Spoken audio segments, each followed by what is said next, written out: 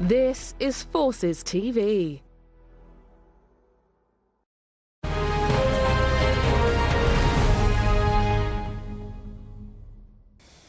Hello, good afternoon. Forces News has been given special access to military scientists battling COVID-19 in Wiltshire. The Defence Science and Technology Laboratory at Porton Down carries out highly classified work to safeguard Britain's security interests, including tackling the pandemic. Laura Macon-Isherwood has been allowed inside. Behind barbed wire on Salisbury Plain sits the Defence Science and Technology Laboratory. Government-sponsored, its staff tasked with cutting-edge research, science that can help defend the nation. High security attached to the MOD, DSTL has always been shrouded with a certain level of mystery. But what really happens here? We've been invited behind the scenes to take a look. Research has taken place at Porton Down Science Park for more than a century, but the Defence Science and Technology Laboratory was only officially formed in 2001. Customers include the MOD and Home Office, government departments that have spent more than £600 million between them here last year, with capabilities including counter-terrorism and cybersecurity. Identities are protected and filming very restricted.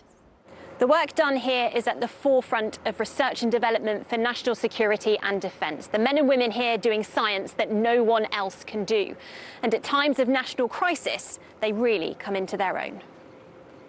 From designing the V-shaped hull of the Foxhound to reduce deaths in Iraq and Afghanistan, to analysis of the explosives used in the Manchester Arena terror attack, and even the decontamination of Salisbury after the Novichok nerve agent incident, DSTL scientists are primed to respond to any catastrophe. And with their experience of investigating the makeup and behaviour of dangerous pathogens, that includes COVID-19. Professor Tim has worked on chemical, biological and radiological cases for more than 20 years. He took us into the corridor at the heart of their work on coronavirus. This is where we're handling pathogens such as plague, anthrax and the virus that causes COVID-19 currently. So obviously we're very careful. These are dangerous pathogens, and so we have a number of systems that allow us to handle those safely and to make sure that the environment is protected from those pathogens. The labs are held under negative air pressure to prevent anything leaving them that shouldn't. 80 microbiologists work in this arm of DSTL alone. And you can see quite a big capability here, so probably one of the biggest capabilities in terms of handling dangerous pathogens in the United Kingdom, and that makes us reasonably unique. And this facility here specifically is the one where we are currently doing the experiments with COVID-19. Scientists are necessarily cautious with the virus. COVID-19 cultures are handled in sealed glove boxes. DSTL's teams are searching for knowledge on the pathogen, and their findings are key to the nation moving through this pandemic. We're doing a variety of tests, but really they centre around characterising the virus itself and understanding how it behaves when it's aerosolised, how it behaves, for example, when it deposits on surfaces, how long does it survive, what's the effect of light, what's the effect of humidity. That sort of information is used, for example, in modelling that SAGE used to determine and advise what the government response will be going forwards. With the government increasing the number of COVID-19 tests over the last few months, DSTL staff were deployed across the country to help meet demand.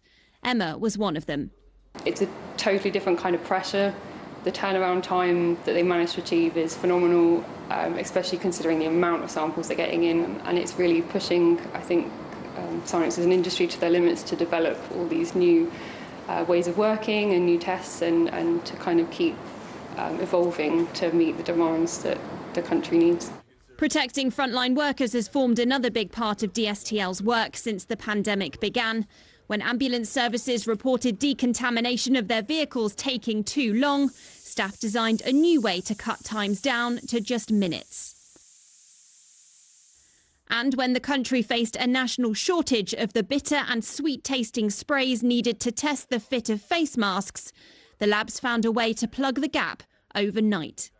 It's not particularly difficult chemistry, if I may, but it's something that we're not used to doing here, and we had to establish a capability very quickly indeed in order to produce these solutions in extremis. So if I was working with somebody with COVID-19, would put this on, tighten up the straps, make sure that everything's in fitting properly, and then that solution, if I could taste it, it would mean that there was an issue with this fit? Yes, and we to date have manufactured about 21,000 units of fit test solution, and I'm reliably told that those solutions have enabled capabilities like the London Nightingale Hospital to become operational.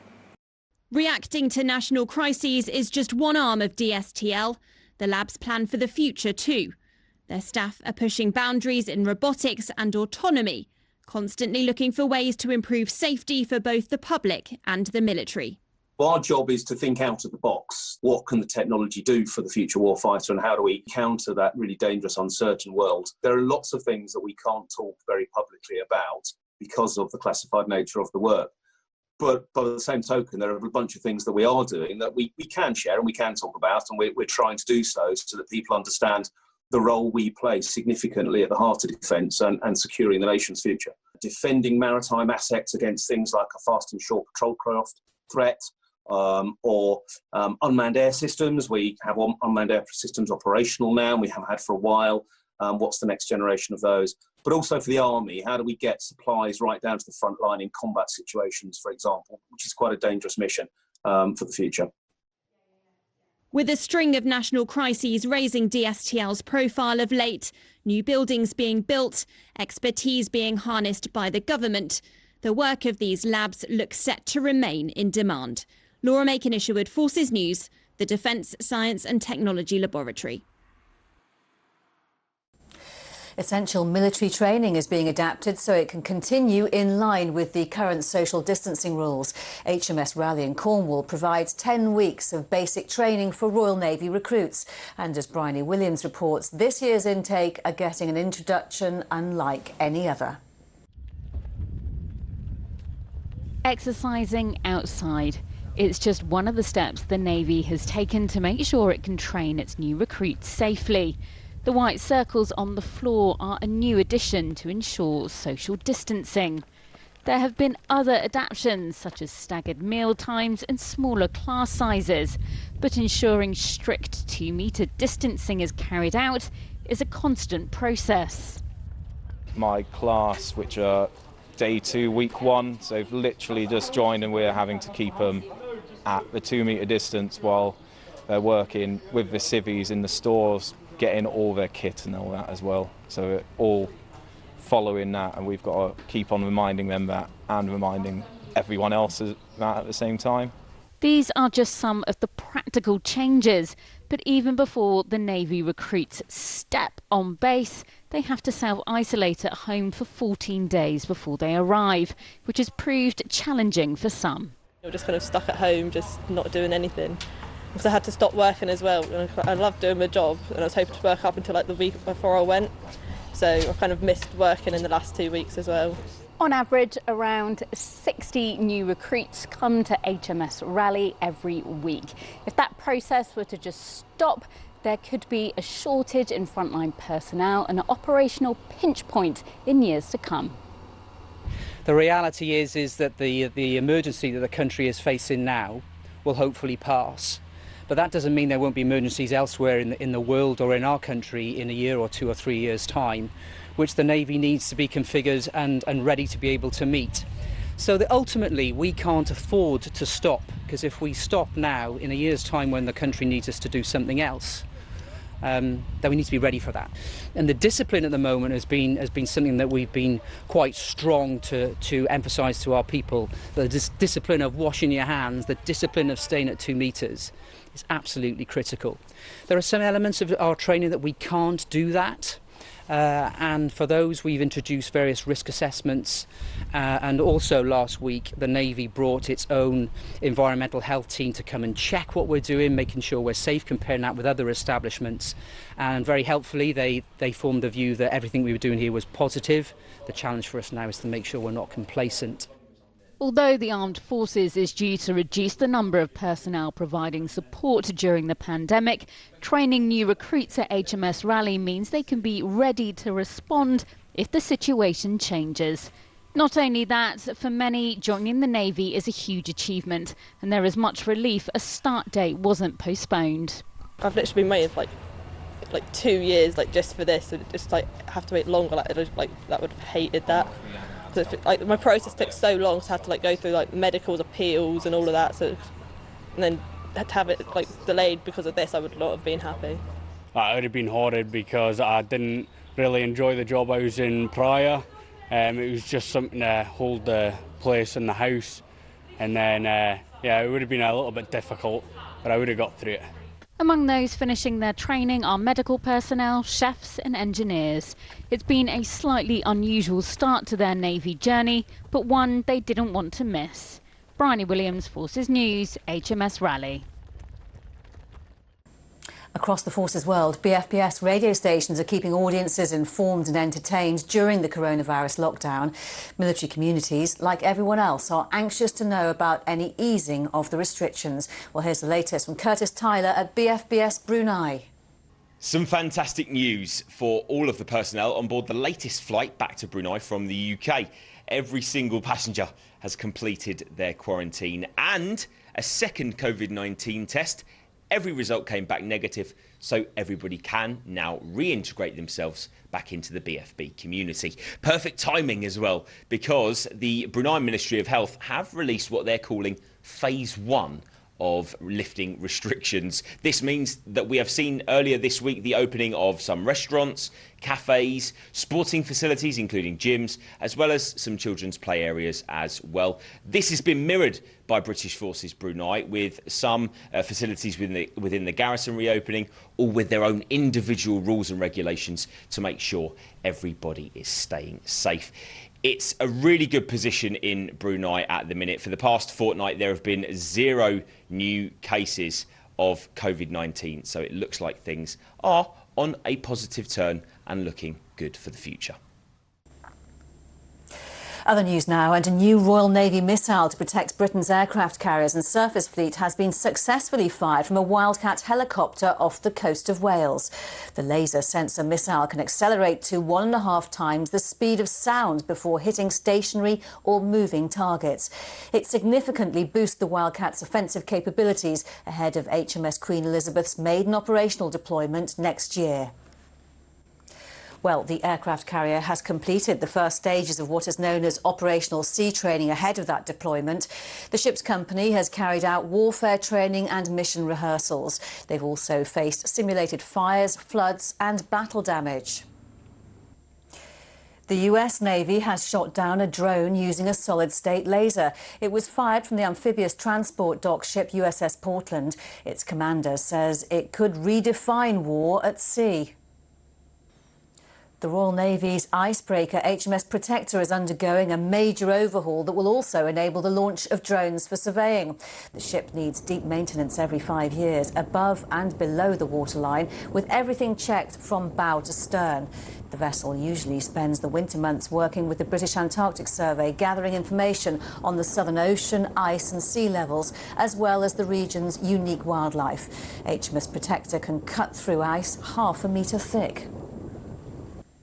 It's the 80th anniversary of the evacuation from Dunkirk, when British and Allied soldiers found themselves trapped on the beach after the catastrophic routing of the British Expeditionary Force and its continental allies by Hitler's forces. Operation Dynamo would become known as the Miracle of Dunkirk, the rescue of more than 330,000 soldiers by a hastily assembled fleet of 800 vessels. Throughout this week, we have a series of reports marking the anniversary, and tonight, Tim Cooper looks at the background to the evacuation of Dunkirk.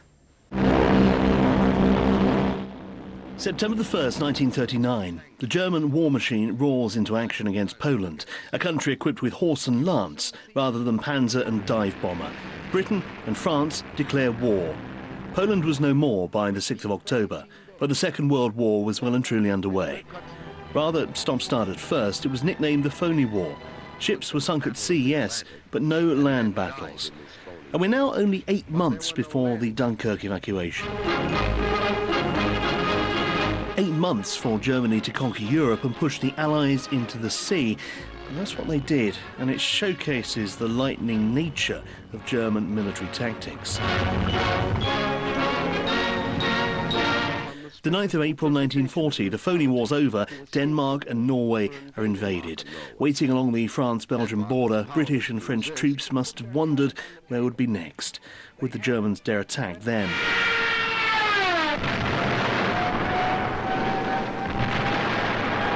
The simple answer is yes, with devastating speed, forcing the Allied army to move north to meet them. The Germans pushed through an area to the south of them called the Ardennes, trapping the Allies in an ever-shrinking bubble. Eventually, just the immediate area around Dunkirk. One of the greatest disasters in history seemed in the making. In London, realisation that the troops must be rescued. If the entire British expeditionary force was lost, the war would be over. The call went out for ships to help rescue the trapped personnel. And vessels of all shapes and sizes, from Isle of Wight ferries to rowing boats, joined by as many naval ships as could be mustered, headed across the Channel. A rescue flotilla, scooping up some 330,000 men from the UK and allied nations. A rearguard action in the skies and on the ground held the Germans up. Between the 26th of May and the 4th of June, a steady stream of men were able to escape. Wartime leader Winston Churchill called it a miracle of deliverance. From that point, Britain was able to rebuild her military and, as history tells us, defeat the Germans. Tim Cooper, Forces News. And we'll have more on Dunkirk at 5:30. Sport now, and 2 British soldiers have been selected for the England Women's Rugby League performance squad ahead of next year's World Cup. They've been talking to John Knighton. It's a dream come true for both Abby Eatock and Carrie Roberts to make it into Craig Richards' 29-strong England performance squad, but for very different reasons. Abby Eatock's been a consistent performer for the Army, with her frightening pace also having achieved so much in such a short time at Leeds Rhinos, and now with a chance of playing in the World Cup next year. All you want to do is play for your country, so if I play for the country and work for the country, it's a dream, isn't it? So, yeah, all the hard work's slowly paying off. Well, I would say slowly, but it hasn't really been slowly. But I'd say it's all paying off now. And to be selected with Kaz, right-hand man, it just makes it better. Carrie, for you to be back in the England setup again after 5 years must be a dream come true. So I didn't leave the squad for my own reasons. Obviously, I had duties with work, so I deployed to Afghanistan and then I was posted down south, so I couldn't commute. I didn't have the time to do it. So obviously being busy at work, I was devastated in 2015 to have to leave the squad, but it was all for, you know, my job and a good cause. So that's the reason why I did it. And to get back on, I really wasn't expecting it. I have worked hard this year though. I've concentrated on rugby league, and it's been a difficult one because I've had ups and downs since I've left, but this year I really did focus, and that was my main goal, and to get it, I was absolutely ecstatic. Selection for the performance squad is only the start, but for both players it could mean 2 British soldiers wearing an England shirt in next year's Women's Rugby League World Cup. John Knighton, Forces News. The wife of an army instructor at Sandhurst has created an army of local volunteers to make scrubs for military medics. Kelly Pollard, who ran an embroidery business before lockdown, is now using her expertise to provide the vital equipment, as Rosie Layden reports. What began with Kelly at her sewing machine running up scrubs has grown into a remote army of willing volunteers, cutting, pinning and sewing hats, scrubs and ear protectors for all the military medics working on COVID-19 wards. Hi, how are you? Hi, I'm just wrapping those up. Kelly says what's being called the Forces Scrub Hub has been overwhelmed with support and volunteers wanting to get involved. And demand for what they make is high. New regulations mean doctors can no longer wear their regular clothes, so scrubs have become vitally important. I think we all wanted to get up and go, start sewing, so we put a plea out to the community via Facebook for any bedding, sheets that could be washed at 60 degrees, and they just came flooding in. So with that, with material donations, we have then people asking if they could sew, that they could cut, that their neighbour around the corner would like to get involved. And very, very quickly, we've grown to a team of over 260 washers, cutters and sewers. For many of those wielding the scissors or working a machine, it's a family affair. Stop! We've had people that have felt inspired and gone out and bought brand new machines, having never sewn before.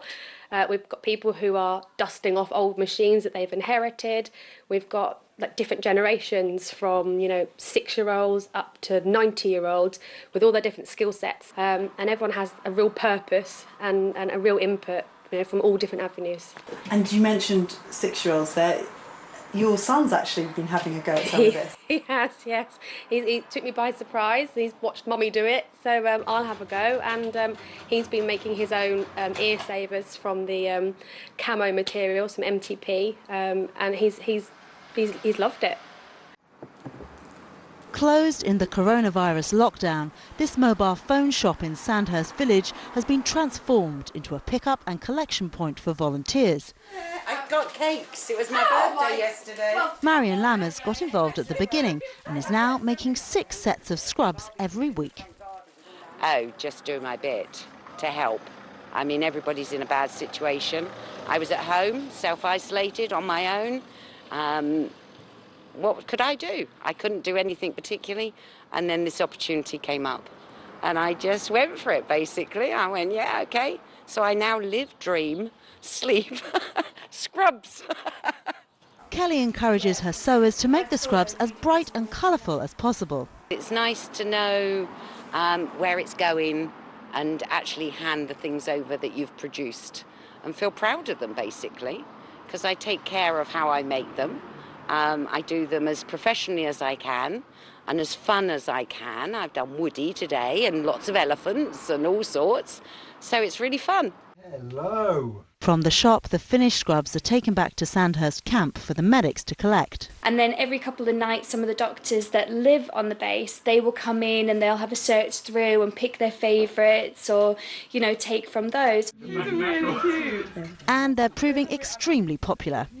Oh, they love it. When they come and look through them, they get to wear different colours. Some of them you can see the cartoon ones. They're just loving wearing different sets. And some of them, actually, I was quite surprised. When we got the camo material, we thought, these are military doctors. They're not going to want to wear military scrubs.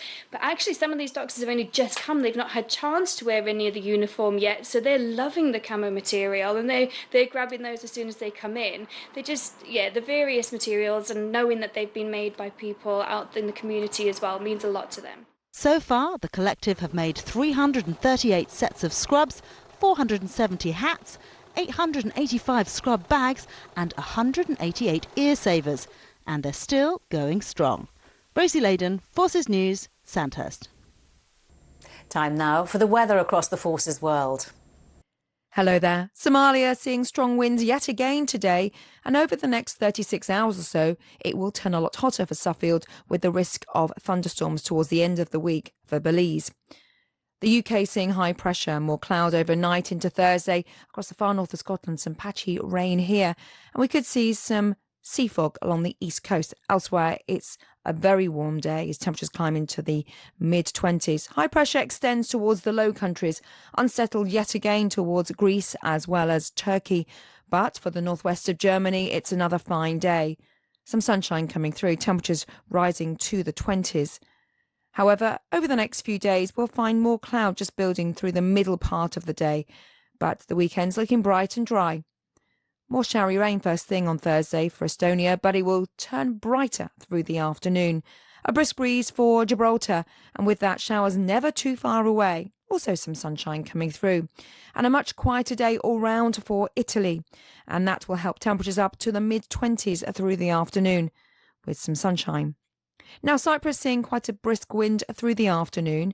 Temperatures here around 26-27 Celsius with some sunshine. And low misty cloud likely for Jordan and certainly Oman, but that should burn off through the day. Elsewhere for the Middle East, well, things look hot. Temperatures climbing into the 20s. Let's head east to Kabul, where we will see a fine morning. Through the afternoon, the chance of a shower and some gusty winds. That pretty much sets the scene for the next few days. Hazy sunshine more in the way of cloud, but those winds will be quite relentless through the afternoon. Strong gusts likely coming in from the north. Heavy thundery showers are likely for Nepal through Thursday. Temperatures here around 28 degrees Celsius, but a fine and dry start for South Sudan. Juba seeing a scattering of showers through the afternoon. These could turn heavy. And certainly as we head down towards Kenya, it will be a fine day here. Low misty cloud burning off quite quickly.